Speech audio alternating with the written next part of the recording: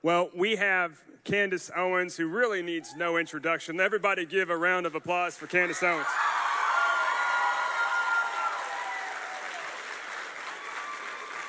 She's rocking it. Man, I'm excited for her future. I can't wait to see what she does. She founded Blexit. Of course, she started with Turning Point USA and now founded Blexit, and she's reaching people across the party spectrum. She's reaching people that are, not typically the people that conservatives reach. And she's doing such a great job at it. And she is an incredible leader in our conservative movement. Let's give it up for Candace Owens. Minorities have been used in this country, and all of that changes today.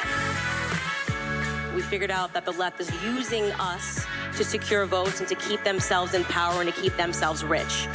The mission of conservative values will resonate with people who are here and inspire them. We hit the home run when we were born and raised in America.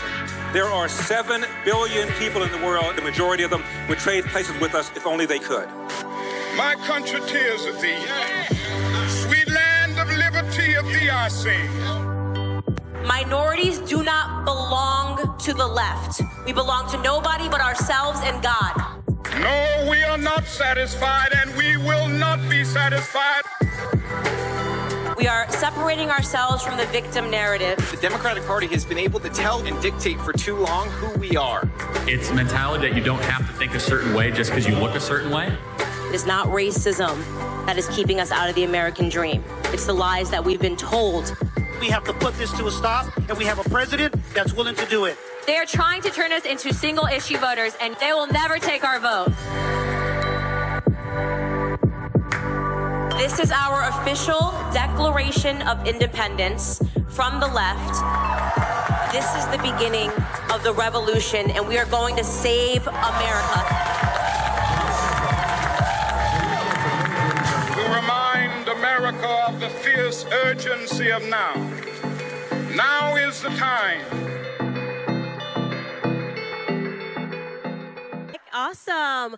Thank you guys so much for coming. This is awesome. I can't believe that I get to kick off this amazing event. And it's so nice to be in the room with human beings breathing without masks and, right? I think that's what God intended for us to be together, right? And to have a sense of community. And there's so much that I want to say to you guys tonight because obviously you guys know that I got my really political start in the youth movement. I say that there is nothing more precious than the youth movement, making sure that we're protecting the next generation of Americans, especially because I feel that the youth is what's really being targeted. And I want to start off by talking to you guys about what Christian said earlier when he was on stage, because I get the question all the time from the youth, what should we do? How do we get involved? What can I do? I'm just in high school and things of that nature. And he said something that was so important when he said, feel okay standing up to authority or challenging authority, especially when that authority really has no authority, to be telling you things that simply aren't true, right? A lie is a lie. It doesn't really matter who that lie is coming from. And one of the questions that I get a lot when I'm on the road is, Candace, how did you become the person that you are today? How did you have the courage to go out and to say the things that you mean and not be scared? And the truth is I cheated a little bit because I really came out of the womb like this.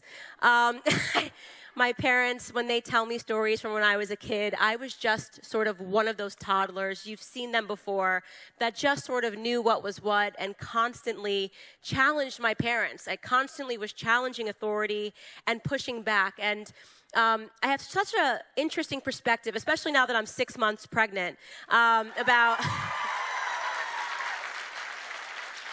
about those kids that can seem, so annoying. They're constantly asking why, and they want a rational answer and explanation for everything. Why is the sky blue? Most adults don't know, and they just sort of make something up. And, why is water wet? Whatever it is, I was one of those kids, and my parents used to always try and get me to do something in the normal parent way, clean your bedroom or Santa's not going to come. And I was one of those kids that would say, well, then you tell him I said not to come, because because I wanted a reason, something that meant more than just an arbitrary authority like Santa Claus, ho, ho, ho, in the North Pole. I wanted my parents to explain to me and be rational and to say, I need you to clean your room because this is why cleanliness is important, whatever it was. And you find that adults in positions of authority sometimes don't realize that it's important for children to understand the reason why constantly. And I kept up that attitude and that spirit all throughout school. So when I see people your age in high school and in college, I know it can be done because I did it. I don't think there are too many high school teachers that love me, but I was a challenging student. They had to give me good grades, but I didn't make it easy for them because I didn't realize when I was young, but already the school system was about indoctrinating the youth, right? Not teaching critical thinking, not teaching students to come up with their own views and their own perspectives, but just here are the answers you need to remember, and these answers are right, and that's all you need to know. And I always give this example of when I was in high school, actually one teacher who I'm still very close with, and because I was just such a difficult student, and he just loved me for it. And he gave us a test on World War II. And the test question was pretty simple. It was just, why did America have to drop the bomb on Hiroshima? And everybody in class got right to writing and answering the question. And my hand went up, and I was like, I don't like this question. And he's like, ugh, come on, Candace, really? You don't like the question? Come on, just take the test, right? And I said, no, I don't like the question because in the question, you're implying the answer, right? Instead of saying, why did America have to drop the bomb on Hiroshima, if he wanted us to think critically, he should have said, did America have to drop the bomb on Hiroshima? A slight difference, but an important one, right? Because you need to challenge kids to come up with their own answers. Now, if I had sat down and knowing what I know about World War II, I maybe would have come up with the answer that yes, America had to do this to end the war, and here are my calculations. It actually ended up sparing more deaths than if we hadn't dropped the bomb. But it's important that students realize this, that it happens even on a molecular level. Just the way they're asking you questions, they're asking you to remember things. And of course, you guys know my story. I was a liberal. They had that expression, if you're not a liberal when you're young, you don't have a heart. If you're not a conservative when you die, you don't have a brain. I'm glad all of you guys have gotten your brains early. I did not. Yes.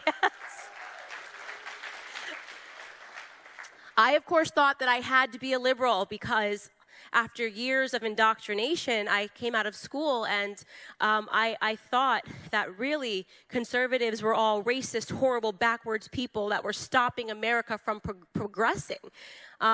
Because liberals are really good at linguistics. Everything they say just sounds so delicious, right? It's like a Planned Parenthood. Who doesn't want to plan for parenthood? I want to plan for parenthood. Oh, actually, no, we're actually slaughtering millions of babies, right? That's the linguistics game. Even liberal, it sounds more fun. I'm liberal, right? Versus conservative, sounds stern, sounds serious. They just sort of won the linguistic game. Everything they say just sounds so yummy until you look into the details and you realize it's disaster, it's Marxism. They wanted to ruin and destroy everything, right? Black Lives Matter. Of course, I agree. That sounds great. And then you go to the website and it's like, we're after destroying the nuclear family. We want to undo society, and here are our list of demands. And you're like, whoa, that got really scary really quickly, right? So they're sort of like those pharmaceutical commercials, and at the end, the small print that's just sort of like, you might die. Oh, well, then maybe I won't take it, right? That's sort of how you can always look at the left, is you got to always read the fine print when it comes to the left.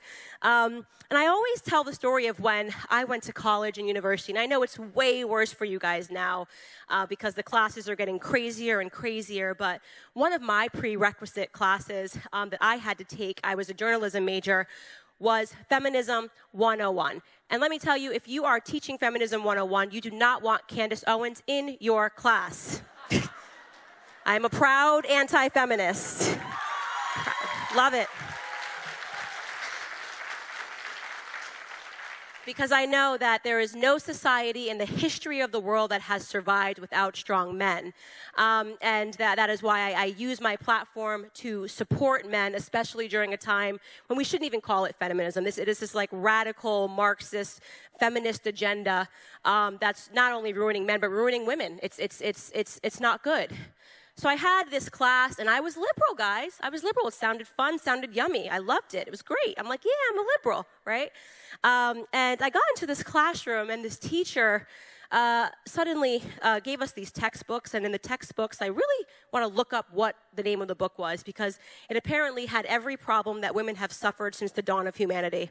And the way that the class would function was super simple. She would pluck out a problem, whatever it was, and then she would turn to the class and ask us why it was happening. So it could be like, why do women have acne? Why do more women have acne than men? And the answer was always because of men. Like you could pick any problem. She could be like, why am I late for class today? And the answer is because of men, the patriarchy. Right?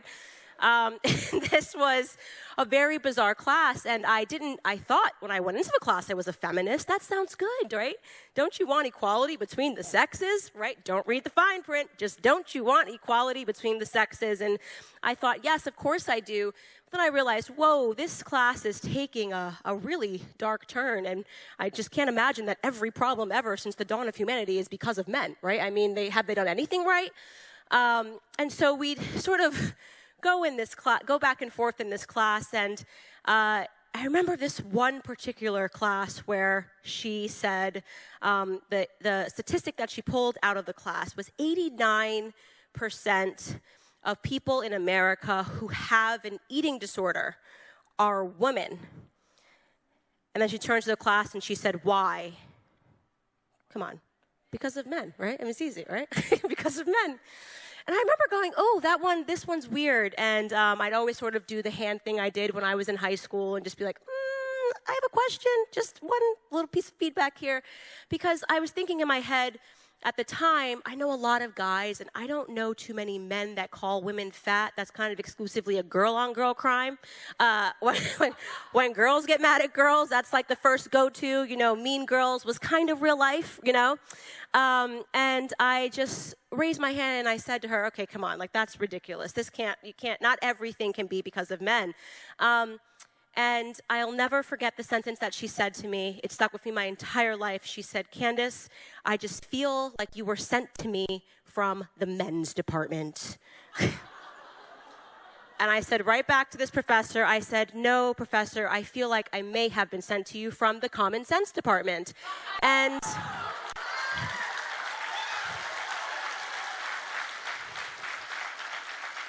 And that's pretty much what I do for a living today. It's just common sense, and somehow it's just not that common. I go around and I tell the truth. And we went back and forth until finally I silenced her. I silenced her with just a little bit of truth. You see, for those of you that have my book, and I know you all do, don't worry, I'm not going to make you show it. Don't worry. I know everybody right here has the book in their hand, probably behind them. But at that time in my life, I actually had an eating disorder. I actually had anorexia. So I was sitting in her classroom, watching her indoctrinate me, trying to tell me that the reason I was suffering with anorexia was because of the patriarchy, when it wasn't. It wasn't. In fact, when you read my book, you'll find out that there was something experience that I went through in high school, and I tried to manifest it through control, and I thought, okay, I can control what I eat. This is me trying to gain control back in my life. It had nothing to even do with weight. Everything had to do with me trying to reassert control in my life, and yet here I was in this classroom, and this professor was trying to tell me that it was because of the patriarchy. Rather than her going around this room and asking women, hey, why do you think this is? Why do you think 89% of women are going through this and not men?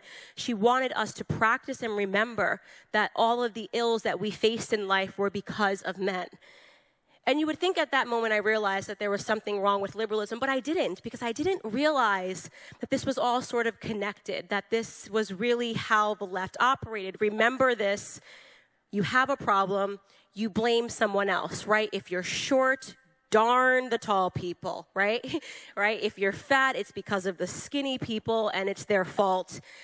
If you're having an issue as a black person, well, of course it's white people, right? If you go through anything and you're homosexual, it's because of heteronormative white males. I mean, that is like the blanket answer for everything, every ill in society. Blame straight white men, right? Not a fun time to be a straight white male in this country, I'll tell you that. And so I sort of left this class, and I left a bad taste in my mouth. But again, I wasn't a person that cared about politics. It didn't mean anything to me. And all of that changed for me when suddenly politics mattered in a way that it had never mattered before, because a man by the name of Donald J. Trump came down the escalator in 2015. And I thought to myself, please, God, no, not him. Please, if you hear me, God, it's Candace. This guy can't be the president. And I remember thinking this, and gosh, at the time I was like, maybe Bernie Sanders. I can't believe I'm telling you guys this. I will delete this tape. I will find this tape and deny it. But what was interesting is I was sitting there thinking this because I thought to myself, he's too cultural, right? I just said, this is the guy that says you're fired. He's on TV. And that was it. I just thought, we can't go from the decorum of someone like Barack Obama, who could literally sell salt to a slug, right? Just everything he says sounds so pretty and melodic. It's like music, even though it's all lies. It still sounds beautiful, right? To someone like Donald J. Trump, who's like a boisterous New Yorker and in your face and loud, and I just went, no, we can't do that. But here's the interesting thing. This was the wake-up call, and I'm glad this moment happened because it didn't matter whether you were political or not.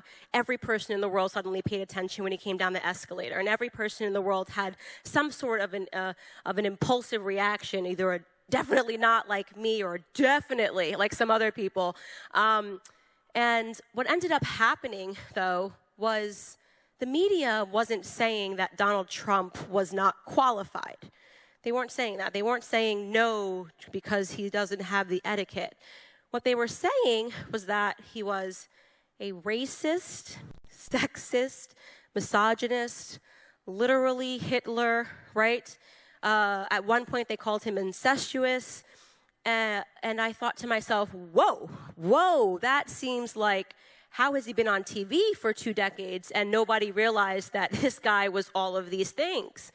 And that was the aha moment, right? I went, wait a second. They're just smearing him. They just want this person gone. If he was all of these things, there's no way he could have had the career and the record that he had. There's no way that he could have been so loved. In fact, I grew up, impoverished and listening to all sorts of music growing up, but hip-hop was my love, and listening to rap and R&B was my love, and they loved Trump. Jay-Z song, sipping poolside at Mar-a-Lago, everyone wanted to be like Trump. He represented this symbol of status and wealth and Americanism that people strive towards. I remember the pictures of him on the red carpet with these rappers like P. Diddy. I was just going, like, he was just so loved. And overnight, never mind, wipe it, forget it. He actually has been an avowed racist his entire life. And it forced me to once again think critically. That important component. Think critically. Why now did they just uncover this deep, dark history of this man? And of course, I realized as they kept harping on this race narrative that it was entirely plausible that I had missed something throughout my life. And I asked myself a most important question. I said, is it possible that racism is now being used as a theme to turn black people into single-issue voters?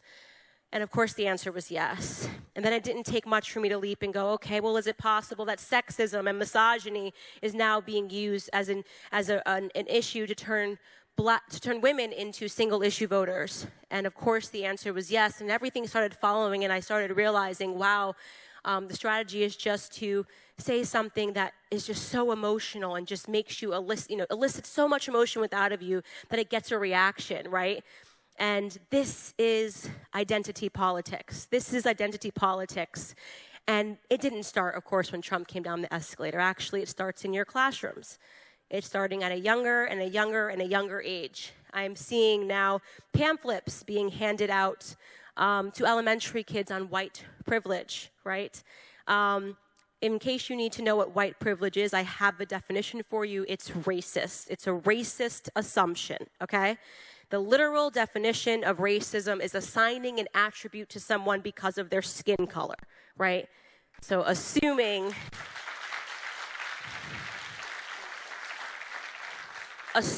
that somebody is privileged because they are white is a form of racism, just as assuming somebody is poor or stupid because they are black would be a form of racism. And yet somehow we've woken up in society where this is permissible and this is being taught inside of the classrooms. And the question is why? Why? Well, because if you can get your poison to the youth, right, and no antidote is given to them, you end up in a society where Antifa thugs are banging down the doors, right, where they're burning and they're looting and they're rioting. If you are after a godless society, which is what the left is apparently after, everywhere you look, when you see these actions, all you see is a lack of a presence of God in these people's lives, right? This is what the left is after. You know, I realized that when it came to Black America, I felt that we were the experiment for the left. I suddenly took the time and I started reading all of these people that I never would have read before, people that I thought were horrible, self-hating black people like Dr. Ben Carson and Thomas Sowell and Dr. Condoleezza Rice my whole life. Oh, they hate themselves. They're self-hating black people, Uncle Toms, all of these slurs that I would use. And I now, God has a sense of humor because I get called that now. And I started reading, and I went, oh, my goodness, it was right in front of me. These people were just trying to tell the truth and to wake up Black America. And I felt this tremendous burden to be the person that stood at the forefront and fought this narrative. Because race is now being used as a theme to tear America apart, right? White versus black. It's being done now at a level and at a pace that it's never been done before. Right? It's getting scary. And when you think about how they did it to Black America, how so many Black Americans fell for this liberal plot, of course, it started with the breakdown of family. They broke down the black family in the 1960s via the Great Society Act under LBJ, and the single motherhood rate back then in the black community was 23%, and that was considered an epidemic. The single motherhood rate today in the black community is 74%. It's incredibly high. And what happens when you break down a family? What happens when you systematically remove fathers from the home? It goes back to that first person and group of people you're supposed to learn authority from is your family. That's where I learned it from first. I learned it from my grandfather. I learned it around the breakfast table when he'd make us breakfast and he would make us read from the Bible. So it's an attack on faith when you look around and you watch shows like The View, which nobody should be watching, and they're mocking Vice President Pence because he believes in Jesus Christ, right? Why are we mocking Christians? That seems like that's a weird flex, right? It's just we're mocking Christians. Okay, that's a weird flex. But it's because you have to remove anything that anyone believes in when you want government to become God. So you have to remove the pillar of faith. You have to remove the pillar of family. What you want society to look like is a bunch of independent narcissists running around believing that all of their issues can be solved by government. And that is what we are seeing today. And it is sad. But my husband always says something, and I'm the most optimistic person in the entire world because I realize that what we're seeing today is, it seems like it's getting crazy, and you go, oh my gosh, well, how could it possibly get any better, right? But what we're seeing today is really the last squeals of a dying animal, right? Like they realize they're losing something, and that something, I hope, is their stranglehold on culture. Because that's what I went after. I realized you have to go after the false gods. You have to go after that idolatry that the Bible teaches about, that's a sin. You have to go after the false idols, the Hollywood people that are leading these people astray. And that's why I had to get into a debate with Cardi B.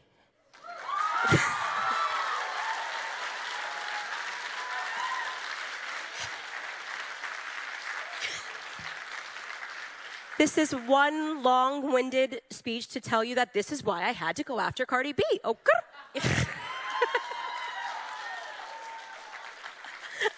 moments like that are so important. And when I got into politics, I wanted to make it fun. I wanted to make it interesting. And I felt that conservatives were losing the cultural battle. And I'm optimistic because for the first time, when I see this generation of younger kids, I mean, we just meme better. We have a better sense of humor. We do. We do. We 100% do. And it's because we have a better sense of humor because we're happier people, because we live our lives with fulfillment, because we believe in family, because we believe in faith. And that's going to be the spirit that saves America. When I started the Blexit organization, people said it was impossible. But I did have a co-founder who I want to bring out for 5 minutes, who is the most amazing person. So please welcome Brandon Tatum to the stage.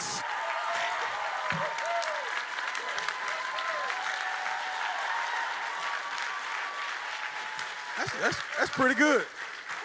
How y'all doing? Y'all doing well? Who out in the crowd supports the police? That's all that needed to be said. So you guys make sure you come back on October the 10th. I will come back here. We'll do an event called Defending the Police. It'll be at West Conroe Baptist Church. So make sure you come in and check it out. Brandon, I'm going to make you do a quick, for some people who maybe don't know who you are, we've maybe got some older people in the crowd who don't YouTube, just a quick rundown of your story and how you got into this fight. Okay, I'll try to do that. Do y'all realize she just called me up at the last minute? I didn't get to prepare or nothing. But see, when I'm with a rock star like Candace, I gotta rise to the occasion. So just a little bit about me. I grew up in Fort Worth, Texas, so I'm a Texas boy. I play football. I played college football. I was in the 2010 NFL draft. I didn't get drafted, unfortunately, but I do think that God had bigger plans for me. I got saved in 2008. I got baptized, filled with God's Spirit. And then I became a police officer. Never thought about being a police officer, not one time in my life. But I needed a job. I needed a career. So I applied for everything in the city of Tucson, in Tucson, Arizona. And they gave me a call back. You know, it's a funny story. I'm going to tell the story anyway. I tell it everywhere I go. My son's mom and I had a little disagreement the night before. And then the next morning, I get a call from the Tucson Police Department. And I thought that they were calling me about that little argument. And I was like, I can't believe she called the police on me. She's trying to send me to prison. No. But I answered the phone. It went well. I was like, all right, since y'all want to talk about positive stuff, then I'll answer the phone and talk to you. And I went on a ride along. How many of you guys ever been on a ride along? We got 1, 2, only 2 in Fort Worth. Oh, yeah, that's my man right there. So I did a ride along. I would suggest to anybody out here, if you're interested in law enforcement, if you care or you want to know more about law enforcement, you want to support police officers, do a ride along. Go to your local precinct. Talk to them about doing a ride along. It will change your life. So I did a ride along, and for the first time in my life, I saw a hero in Officer Sean Payne. He showed me what a hero does on a day-to-day basis, risking his life for people that he don't even know. And I actually saw him save a kid's life who was in a very, very depressed time. And so after that, I was a cop. I did a bunch of stuff as a police officer. Then I started to get into politics. I started to realize that I wasn't a liberal after my first paycheck. When I saw those taxes, because they promised me $21.88 an hour, and I said, I get an apartment, I get me a car, I'm gonna be balling. And I saw that money come out and go right to the government. I said, oh no, we gotta do something different. We gotta do something different here. So that will change your life when you get the tax come out your paycheck. But I started to get into politics. I voted for Barack Obama for his second term. And then he started to disparage police officers, which is something that I could not stand. It's something I could not get with. He would not support the men and women who wear the uniform. So I said, I'm done with people that identify with the mentality that he has. Started talking about politics. Oh, you can give it a round of applause. I'll try to make it quick. I got a minute left. Started to get into politics. I went to a rally, President Trump rally, blew my socks off. The protesters were crazy. It's two left shoes. And the Trump supporters were all nice, good, quality people like the people that are sitting around in this room. I made videos. They went viral. My last video about Colin Kaepernick taking a knee, you can just use deductive reasoning to figure out where I stand on that. But I made a video about that, 70 million views. And then that's when I met Candace Owens. Y'all want to hear that story? Can I tell that story real quick? Candace Owens. So I made the video, 70 million views. That kind of took me away from law enforcement. I started to work for an organization as a spokesperson there. But I remember Candace Owens reaching out to me on Twitter, and she'd go, hey, B. Tatum, I like your work, man. We should partner on some things. I said, for sure. Let's do it. Let's do it. Just like that, for sure. For sure. That's all it said, for sure, in the message. And so we ended up meeting in Phoenix, and I'm thinking that I'm going to go to a dinner with Candace Owens. Me and her are going to sit across from each other. We're going to chop it up. We're going to talk. We're going to get to know each other. I show up at the restaurant. Her whole family is there. Daddy, auntie, cousins, everybody there. I'm like, dang, I have to be charismatic tonight, and I wasn't expecting that. So we met. I mean, we met there, and we had a good discussion. We debated the whole night. It was me, Candace, one of her cousins versus the other 3 family members. It was spirited. It was fun. I mean, they literally had to kick us out of the restaurant. We were going so long. So I met Candace. I started doing a lot of things with Turning Point USA, and that just really accelerated me speaking all around the country and doing great things. So that's how I went from there to making it on this stage tonight. Ladies and gentlemen, Brandon Tatum. Thank you guys so much for having us.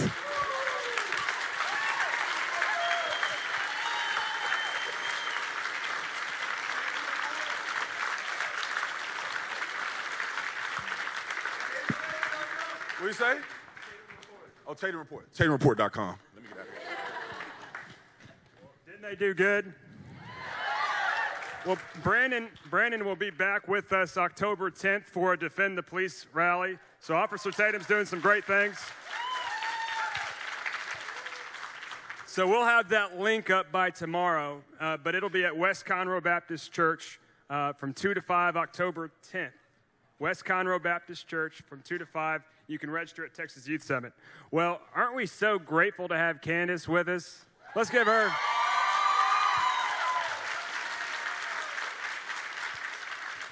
So the way that I'd like to do this is I'm going to ask a few questions, and then I want you guys, you see these microphones on, I guess that's my right, but your left, and the other side. I'd like for you guys to come up and ask a few questions. Do it in an orderly way, but let's do that in just a second. But Candace, you have such a great message. What can you tell young people specifically about taking risks, taking chances, and getting out there and making a difference? I know that you probably never imagined you'd be doing all the stuff you're doing now. So what can you give them?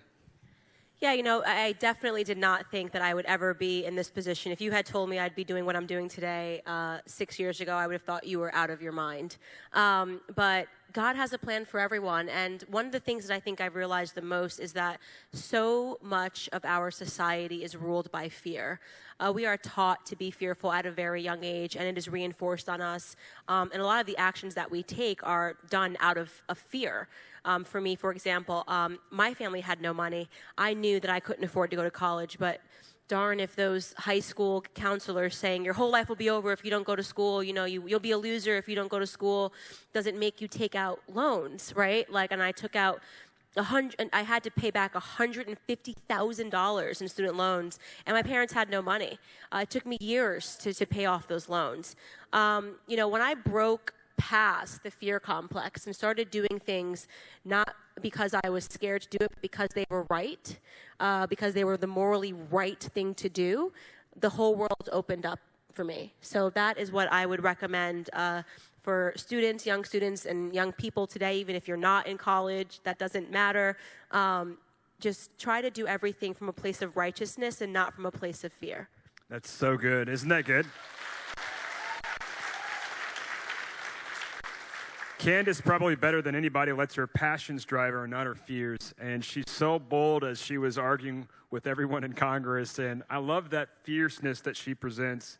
She's obviously a very nice person, but when the time comes, she's very fierce, and I think that's what we appreciate about you. Well, specifically with this BLM, Black Lives Matter issue right now, I think a lot of us are struggling with what to believe about these issues, because I don't think anybody in this room would disagree with the quote that Black Lives Matter, because Black lives absolutely do matter. I think the issue is this organization, Black Lives Matter, Inc., but a lot of people cannot delineate between the two.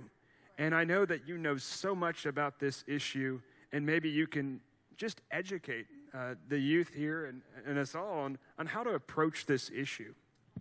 You know, you're exactly right, and this is what goes back to what I was saying about the game of linguistics and saying something that you can't disagree with. Water is wet, and not wanting you to read the fine print. And, you know, the fine print is that the founders of Black Lives Matter, if you look up the clips of the women talking, they tell you that they are proud Marxists. So the question is to ask yourself whether or not you agree with the tenets of Marxism, which are, by the way, Marxists. Karl Marx would have never had a society with black people in it.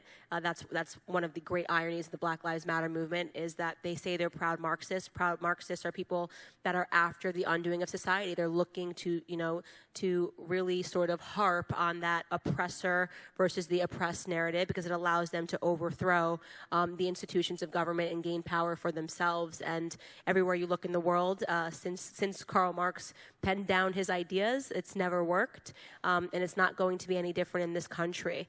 The other thing is just check out what the statements are on the Black Lives Matter website. Do you agree with any of these statements? Do you agree with the breakdown of the nuclear family? Do you agree with the destroying the chances that children are given when they grow up in a two-parent solid home? All of my answers to those questions are no. And it's problematic, I think, right now. I think one of the greatest ills in our society today is white guilt. And there's a great book, very, very quick read, by Shelby Steele called White Guilt, and basically says that everything that's happening in society is because you allow something like Black Lives Matter, a statement that no one would disagree with, white lives matter, Chinese lives matter, Japanese lives matter. I mean, come on, this is common sense. All lives do matter, but you allow a statement like that to put you in a position of fear as a white person and say, I can't say that I disagree with this, otherwise I'm going to be called a racist. That's the point, right? That's the point when you have movements, even like a different subject, the Me Too movement. I had tons of disagreements with it. I was one of the most outspoken people against it because I realized this was a movement that was about undoing due process, right? No matter what, men are guilty. That's wrong. But to say that you disagree with the Me Too movement meant that you wanted women to be sexually assaulted. That's the point. This is why the left takes these subjects and complicates them and makes them complex. It's about censoring your speech and saying you're no longer allowed to speak about this topic, and that's not fair. You should always be allowed to speak, and telling somebody that they're not allowed to speak because of the color of their skin is racist.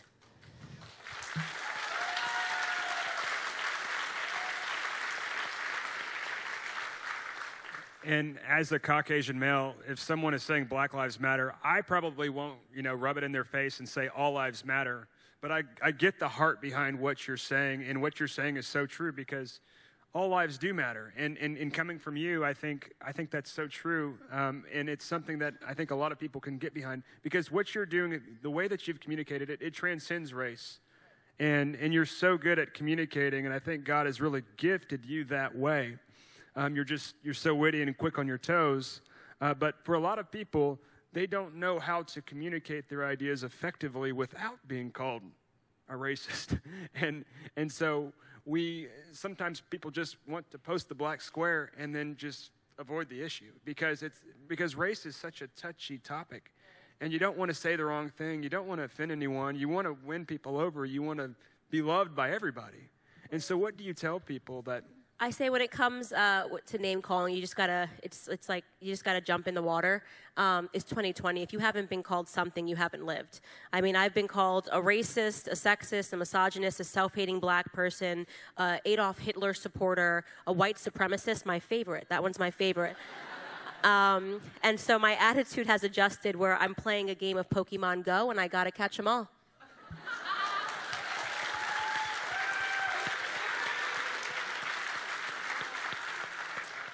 Well, With everything that's going on politically right now, with the pandemic, with the racial tension that's going on in this country, with hurricanes, what do you have to say about how this president is handling it all? I mean, I can't imagine if we had his opponent in 2016 in this office and how she would have done. And so what do you have to say about the president and getting out support and turning out people to support the president? And this organization, by the way, we unequivocally, as the 501c4 part, we unequivocally support Donald Trump. So that's where we're standing. Well, first, I'll correct you and say that if his opponent had won, none of this would be happening because they're the ones orchestrating the madness, which is just a fact. But what I will say about the president and what is unique about the president and is an attribute that he and I both share is he's a happy warrior. This is not a person that goes in, if your attitude when you go into this fight is that it gets you down, if being called a name gets you really down or you internalize it, it's going to be a really rough road for you. The president has probably the best sense of humor of anyone that I've ever met. He's pointedly hilarious. I'll tell a quick story that hopefully won't get him in trouble, but he's already in trouble, so I can't imagine he gets in more trouble. But the first time I went into the Oval Office, I was so nervous to meet him, obviously. I was standing in the Oval Office, and he sat down, and he's like, hey, like, how are you doing? And here's a pen. He's got these, like, awesome markers. He's like, let me tell you. And he's got his family there. Ivanka's there. And he's like, the first time I saw you on Fox News, I knew you were going to be a star. And he says, and I just want to say, he goes, oh, no, he didn't say, I just want to say. And, I would say you're very beautiful, but I don't want to get Me Too'd. I don't want to get Me Too'd. So what I always say about the president is he's in on the joke. You know what I mean? He's in on the joke. He's self-deprecating. He has a sense of humor. I've had lunch with him and my husband, and when impeachment hearings were going on, and he's super tuned in, and he's a happy warrior. And I think if he can deal with what he deals with on a daily basis, we can deal with what we deal with on a daily basis. We can deal with crappy professors and crappy teachers, and do our small part if it means standing up and saying what's right.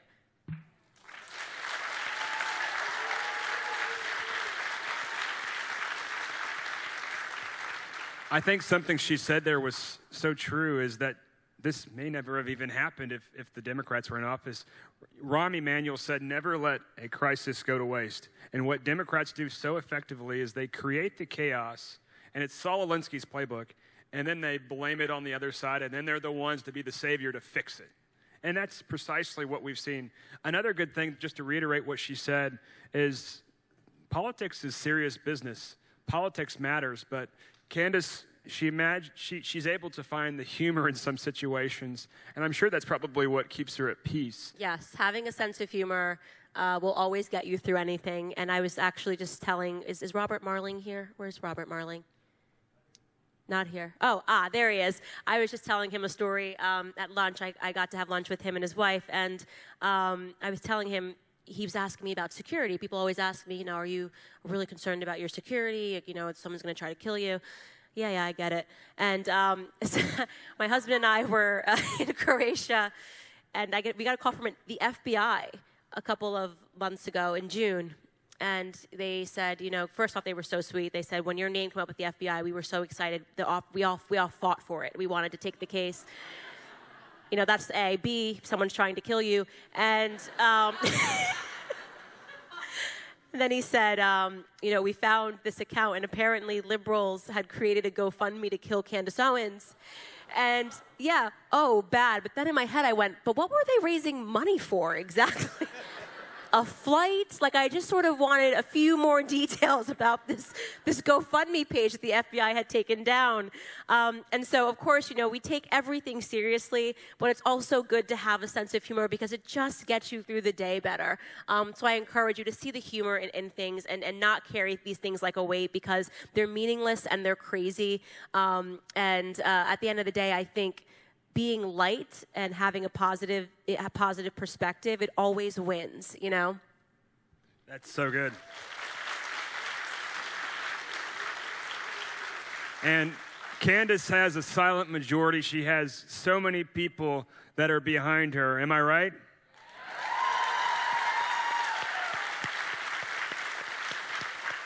And I want to encourage you guys, when you pray, to pray for Candace Owens, because she's such an important voice in our culture and everything that she's doing. So pray for her and her husband and her family. The prayers definitely keep me safe. And I always say, guys, we're on the side of God. I mean, who wants to be against God, right? I mean, I feel like we've got this in the bag. We're Team God. So there's that.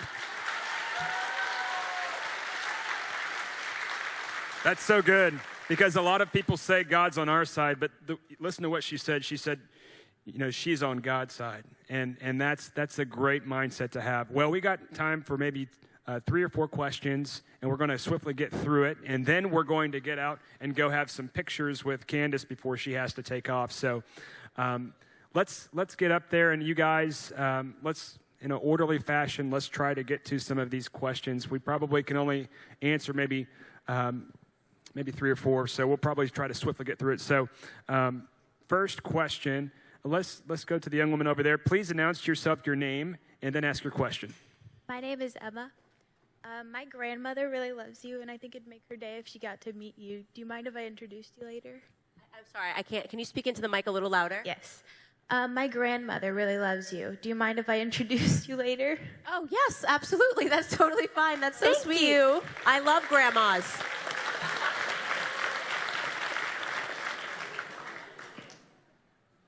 That's an easy question. That was an easy, That was very a breeze. easy question. I love that. Awesome. You, sir. Hi, Candace. My name's Connor Ernest. I just really want to thank you for coming to the Woodlands, taking your time out to come speak to us down here in Texas. And with that being said, you're talking about linguistics, and I mean, I really want to take that and bring it out to the real world, but you're saying, like, liberals use linguistics. How do we as conservatives use linguistics?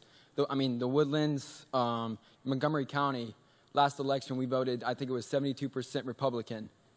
I feel like that's going to change here 20 to 30 years from now, because I see so many kids growing up as progressives because they don't really realize what they truly support. So how do we as conservatives use linguistics? I have to say, if I was speaking at, in front of an older crowd of conservatives, I'd be concerned. But I have to say, your generation gets it. And that's what I mean when I say, I think liberals won TV, the generation of TV and radio, but conservatives are winning the internet, right? And I think, and I go back to pointing to culture and having a sense of humor. I am so impressed with the memes that are coming out from your, I mean, they're hilarious. I must have spent, after the Cardi B beef, like, on Instagram looking at the memes that you guys created of me and her, and I was just like, this is the funniest thing I've ever seen, right? So sometimes it's not even using words, but it's just using a picture to convey an entire message that, to me, is so much more impactful than the older generation of conservatives where we're like, let's do a panel and we'll talk about this thesis paper we all read, and it's like nobody wants to read it. But this meme that took me 2 seconds, right, to understand what the point was, it's impactful. So I would say, I know when I first got into the conservative movement, I felt like a lot of people sort of turned up their nose, like, what is this new, era of conservatism, which I think in large part is, I'm so grateful to Trump because he's so cultural and he gets it. And it inspired the youth to move in a different way. And right now, I think the conservative movement just feels fresher and it feels younger. And that everything that we're doing right now, this is how we win. We know where the next generation of learners are. It's happening on social media. You've got 1 minute to make an impact and to make a statement, right? So focus on that. Focus on, this is why the left is freaking out and wants Facebook to censor and Twitter to censor, and social media giants want to just get rid of conservatives on the internet, because we are winning in a really big capacity, and that's what we need to keep up.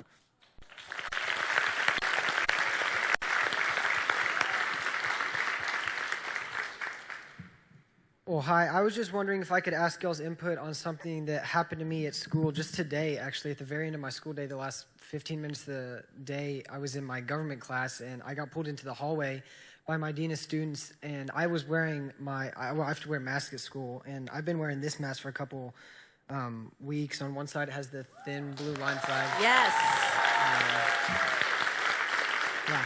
And I was wearing, for the majority of the day, I was wearing it on the Trump, it says Keep America Great side, and during my 8th period class, I got called into the hallway by my dean of students, and she asked me to take it off because it was a sensitive subject and it was offensive, and my school never really has declared exact boundaries about masks, just not for them to be offensive, but I feel like that's way too subjective of a boundary to set, and I just wonder if I could get y'all's input on how I could handle that with my school. You wear the mask tomorrow, and the day after, and the day after, and the day after, and the day after. Yes, ma'am. Thank you. That's good. If you're going to wear a mask, wear the mask that you want to wear. Hi, I was just wondering, you know, all this bad stuff is happening with COVID and BLM and just all this crazy stuff. Where would you like to see America in 10 years? What's your vision or hope for the future? That is a big question. The America that I'd like to see in 10 years is the America that I saw 10 years ago. Actually, I would say longer than 10 years ago. I always say the 90s was the golden decade when none of this existed and people got along. I have like fond memories of the beeper my dad used to have because I'm telling you at that time, it was the land before Facebook and Twitter and girls worrying about Snapchat at 11 years old. We've become an increasingly narcissistic society, which I think is worrisome. We're not allowing kids to grow up. I mean, I was like the fuggliest person ever in middle school. I had braces and underbite, and I thought I looked good, right? It's like, I am looking good today. I look back on pictures now and I cringe, but, the point is that we had a more innocent society, I think 20 years ago, and that's sort of all been taken away. And it seems like every single thing in society is now politicized. You can't eat at Chick-fil-A without it being politicized. And when I'd like to see society actually go backwards, which is ironic because, of course, the whole left, the idea is that society has been terrible forever and we need to bring us to some utopian future, socialist future that doesn't exist. But no, America's gotten it right before, and they're trying to undo all of that rightness. So I guess my answer would be bring back the Spice Girls in the 90s. Thank you. I know where I'd like to see America in 10 years. I think Candace should run for something. What do you guys think?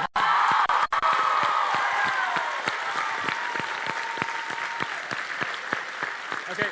If the Spice Girls sing it at my inauguration, I'll do it. I love it.